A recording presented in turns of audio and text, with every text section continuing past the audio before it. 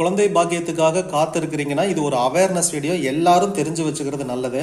நீங்கள் 1985களில் பிறந்திருக்கிறீங்க அப்படின்னா உங்கள் ஜாதகத்தில் குரு நீசம். ஒரு வருடம் முன்ன பின்ன இருக்கலாம், 84 86 இருக்கலாம். அப்படி இருந்தால் உங்கள் ஜாதகத்தில் குரு இந்த வீட்டில் இருப்பார். மகரத்தில் குரு நீசம். குரு புத்திரகாரகன். ஒருவேளை உங்கள் மனைவியும் இதே வருஷம் 2 பேரும் ஒரே வருஷம்னா நிச்சயமாக உங்களுக்கு குழந்தை பாக்கியம் வாய்ப்பு குறைவு. கரெக்டாக இங்கிருந்து மறுபடியும் ஒரு ரவுண்ட் அடிச்சுட்டு இதே இடத்துக்கு வர்றதுக்கு 12 வருஷம் ஆகும். அப்போ 85னா அகைன் மறுபடியும் 97 அவர் இங்கே வருவார். கணவன் மனைவி 2 பேருமே 85, 2 பேருமே 97, 2 பேருமே 2009 இப்படி இருக்கீங்களான்னு செக் பண்ணி பார்த்துக்கோங்க. இப்படி இருந்தீங்கன்னா உங்களுக்கு குழந்தை பாக்கியம் ஒரு தடையாகும். குரு ஒன் ஆஃப் த ரீசன். உங்களுக்கு 5ஆம் அதிபதி நல்லா இருந்தார்னா தடையே இருக்காது. ஒருவேளை இந்த குரு நீசமானது 8வது வீடுகள் மறைவு ஸ்தானங்கள் அப்படின்னாலும் உங்களுக்கு பிரச்சனை ஆகாது. இது கம்பல்சரி பிரச்சனைன்னு சொல்ல முடியாது. இதுவும் ஒரு மெயின்